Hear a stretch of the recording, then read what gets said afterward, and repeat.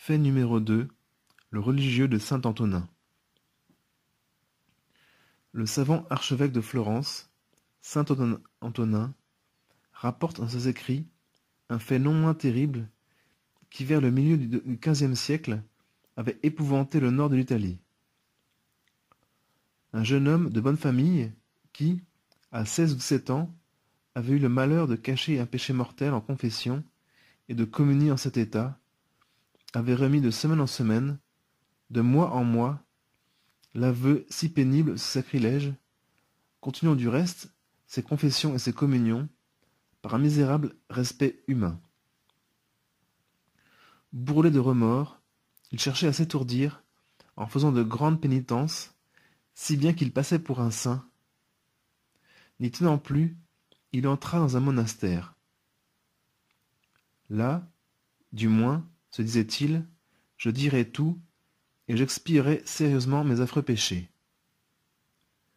Pour son malheur, il fut accueilli comme un petit saint par des supérieurs qui le connaissaient de réputation, et sa honte reprit encore le dessus.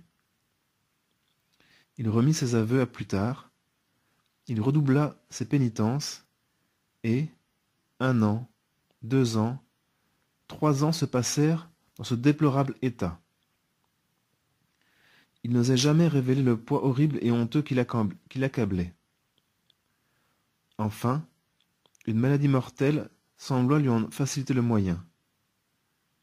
Pour le coup, se disait-il, je vais tout avouer. Je vais faire une confession générale avant de mourir.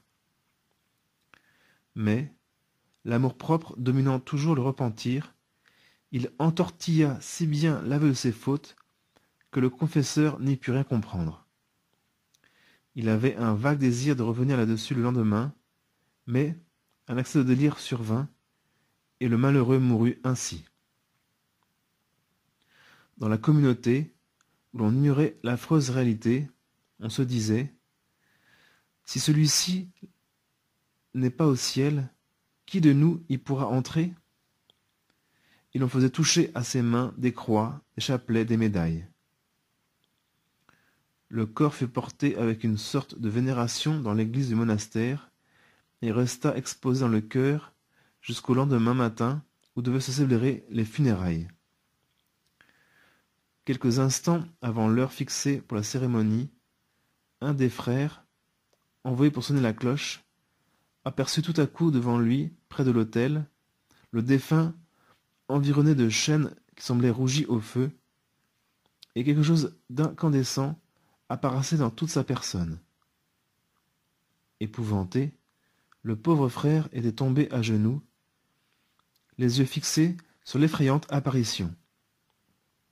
Alors, le réprouvé lui dit « Ne priez point pour moi, je suis en enfer pour toute l'éternité. » Et il raconta la lamentable histoire de sa mauvaise honte et de ses sacrilèges, après quoi il disparut, laissant dans l'église une odeur infecte qui se répandit dans tout le monastère, comme pour attester la vérité de tout ce que le frère venait de voir et d'entendre. Aussitôt avertis, les supérieurs firent enlever le cadavre, le jugeant indigne de la sépulture ecclésiastique.